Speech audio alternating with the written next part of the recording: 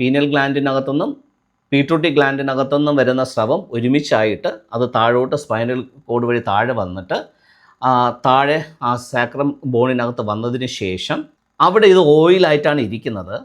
അവിടെ നിന്ന് ഇത് തിരിച്ച് സ്പൈനൽ കോഡ് വഴി തിരിച്ച് ബ്രെയിനിലേക്ക് എത്തണം. അപ്പോഴാണ് ഒരു സൈക്കിൾ കംപ്ലീറ്റ് ആകുന്നത്. അപ്പോൾ ഇപ്പോൾ താഴെ വന്നിരിക്കുന്ന ഓയിലിനെ വിളിക്കുന്ന പേര് ജീസസ് എന്നാണ്. സോ ഈ സ്ഥലത്ത് ബൈ ഡീഫോൾട്ട് ഈ ഓയിൽ 3 ദിവസം ഇരിക്കും. 3 ദിവസം കഴിഞ്ഞിട്ട് ഇതിനെ തിരിച്ച് ഈ സ്പൈനൽ കോഡ് വഴി നമുക്ക് മുകളിലേക്ക് കയറ്റണം. അപ്പോൾ 3 ദിവസം കഴിയുമ്പം ഈ ഓയിൽ സ്റ്റേജിൽ നിന്ന് ഇത് ഗ്യാസ് സ്റ്റേജിലേക്ക് പരിവർത്തനത്തിന് വിധേയമാവും. ട്രാൻസ്ഫോർമേഷൻ സംഭവിക്കും. സോ ഈ ഓയിൽ സ്റ്റേജിൽ ഇരുന്ന് കഴിഞ്ഞാൽ തിരിച്ച് നമുക്ക് ഇതിനെ സ്പൈനൽ കോഡ് വഴി മുകളിലേക്ക് കയറ്റാൻ പറ്റത്തില്ല.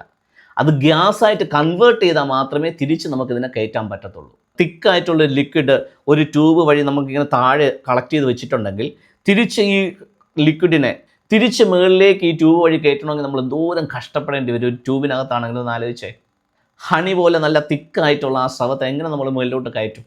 സോ അതുകൊണ്ട് ഇതിൻ്റെ ഒരു പ്രോസസ്സ് എന്ന് പറയുന്നത് 3 ദിവസം ഈ ഒരു സാക്രം ബോണിനകത്ത് ഇത് റെസ്റ്റ് ചെയ്തതിന് ശേഷം ഇത് മെല്ലെ ഇതിൻ്റെ ഘടന പരിവർത്തനത്തിന് വിധേയമായിട്ട് ഇതൊരു ഗ്യാസ് ഫോമാറ്റിലേക്ക് മാറും.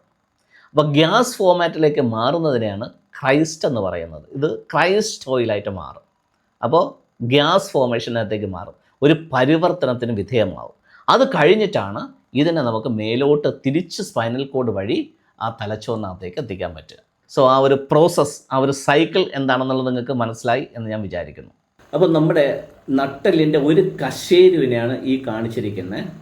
ഇതിന് വെട്രിബ്രൽ ആർക്ക്, വെട്രിബ്രൽ എന്നാണ് പറയുന്നത്. ഇതിനൊരു ആർക്കും ഒരു ബോഡിയും ഉണ്ടാകും.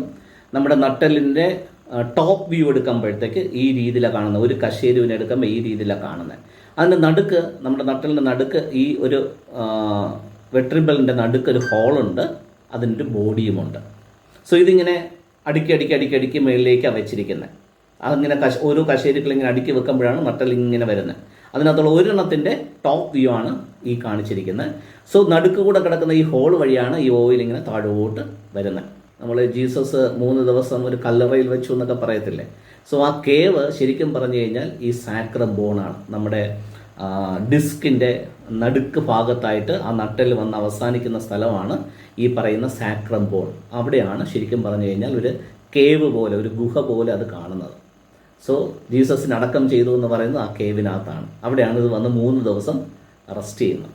It's all science. Spirituality is always science.